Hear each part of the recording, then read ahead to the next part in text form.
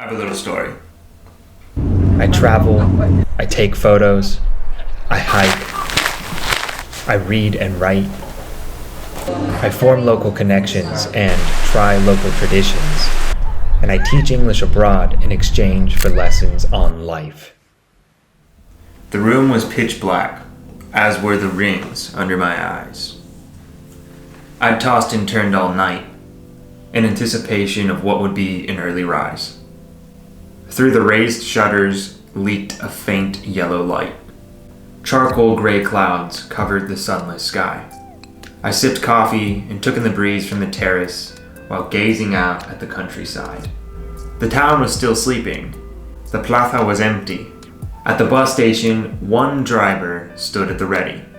¿Te vas a dejar? I asked. No, solo a Madrid, he replied before suggesting that I ask the information counter inside. At 8:51, I took my place in line.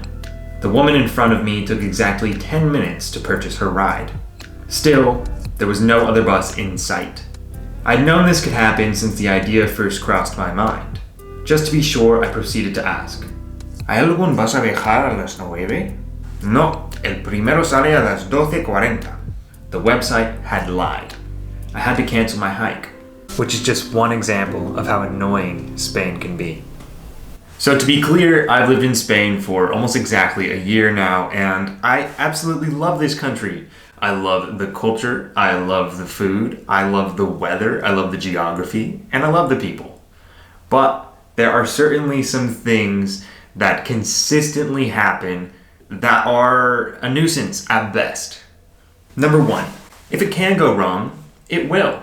So to be clear, I've traveled all over the world. I've been in rural towns in Taiwan, and I've been in massive cities like Paris or Tokyo. And of course, problems can always arise. But I've never been to or lived in a place in which problems so frequently arise. For example, this morning, I planned to take a hike or to take a bus to a mountain town where I was going to do a hike. I planned in advance because I've learned that's something you have to do here in Spain, even though they've got this sobre la marcha. It's like in the spur of the moment mentality. If you want things to work out, you do have to plan in advance. So I researched bus routes 2 days in advance. Yesterday I packed all of the things I was going to take with me, and I rose early. I woke up early. Rose. What am I, from the 19th century? No, I woke up at 7:30 for a 9 a.m. bus. I live pretty close to the station. Even as I was walking over there, I had my doubts because it seemed a little too good to be true, and sure enough it was. The guy's explanation at the bus station was that, yeah, I think this bus used to exist prior to the pandemic, but I haven't seen it in a while. That was the explanation. And there was an option to purchase the ticket online. Had I purchased online, I would have not only missed the bus and had to cancel my hike, I would have also been out, well, it was €5. Not a big deal, but still, it's frustrating.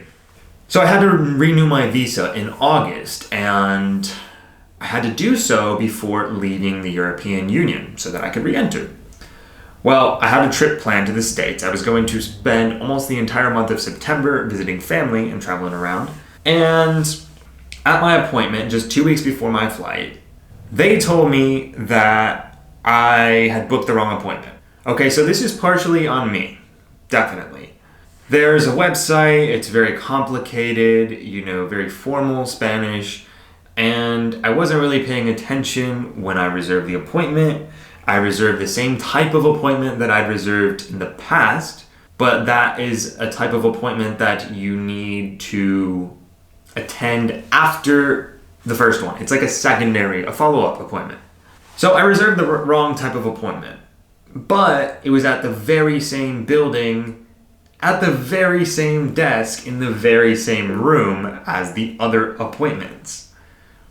They simply told me, oh, well, your purpose of visit was not stated correctly when you reserved the appointment, so we're not going to help you. So I pleaded my case in my less than perfect Spanish, and I got absolutely nowhere. I tried to reason with them. And this goes to number 2. Those are the rules and no exceptions. It's very difficult if not impossible, to find any sort of nuance when dealing with bureaucratic process or even daily life here in Spain. So for example, with my visa appointment, I pled my case. I told them, look, I've reserved this trip. I have flights to and from the US. I have plans to see my family who I haven't seen in quite some time. And they just didn't help. I could see in their eyes, some of them, the compassion. They felt it for me. Yet they were not willing to make any sort of exception. And that's just something you have to live with here in Spain. So now let's get into the social aspect of living in Spain and some of the challenges that I faced and some issues I've observed. Of course, this is my opinion, but as someone learning Spanish, I've found the hardest part of communicating with Spaniards is not actually the language. Yes, it's difficult, and no, my Spanish is not good. But the way in which Spaniards talk is not like typical English speakers.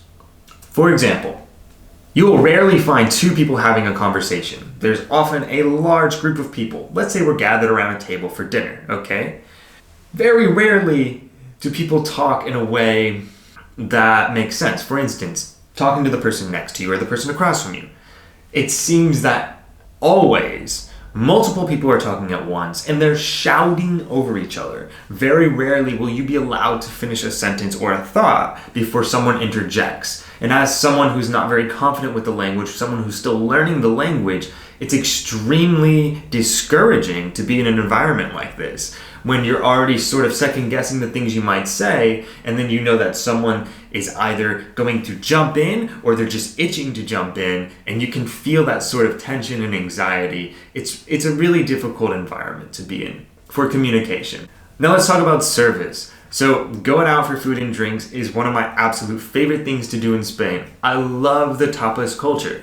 I love that you can sit down in the middle of the day and have a glass of wine or a caña and no one looks twice. It's part of the culture. Pinchos and tapas, these little small plates of food, which are often included for free or always included for free here in Extremadura. They're lovely. It's a wonderful way to socialize and to take in the ambiance of the town. But the service is terrible. Speaking as a former server myself, I am appalled at the service here in Spain. Now, I understand that servers here typically make a minimum wage, which is about 700 euro a month. It's enough to live on, but it is a low wage. And tipping culture just doesn't exist. Maybe if I have a round of drinks, I might leave, 10 or 20 cents on the table if I've got it left over. But you're definitely not required or even expected to leave anything extra. So I suppose you sort of get what you pay for, right? And to expect a higher level of service when you're getting a discount is just not realistic. So I am willing to accept this. That doesn't make it any less frustrating. Let's say you go out for a drink. You might wave down the waiter. He comes over, he asks what you want. You tell him your first round. Okay, he brings it back. It's gonna take him a while. 5-10 minutes later, you get a first round of drinks, also with a tapa. You're happy. You're not hungry anymore, you've got something to snack on. Well, 20 minutes later, you're ready for a second round. But your waiter's nowhere to be found. As if it's hard enough to get service, the absolute hardest thing to do at a bar or restaurant is pay.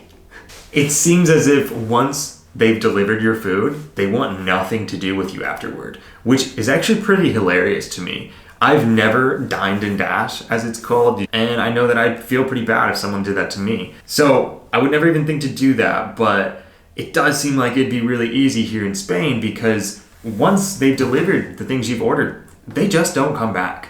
You can even, scribble in the air, hey, la cuenta, the check, the bill. And still, it can be really tough. And then if you end up going up to the bar to pay, you can tell they get really annoyed. They don't like that at all. So once you finally do get them to your table and you've got the bill, don't plan on splitting it with anyone. So let's say, again, you go out with a group of 4 friends. You all have a few drinks. A couple of them decide to get some other food, not just tapas, and you ate at home. So you don't want to pay for food. You just came out for the drinks. Well, good luck. You better have cash on you because most places do take card, but not all.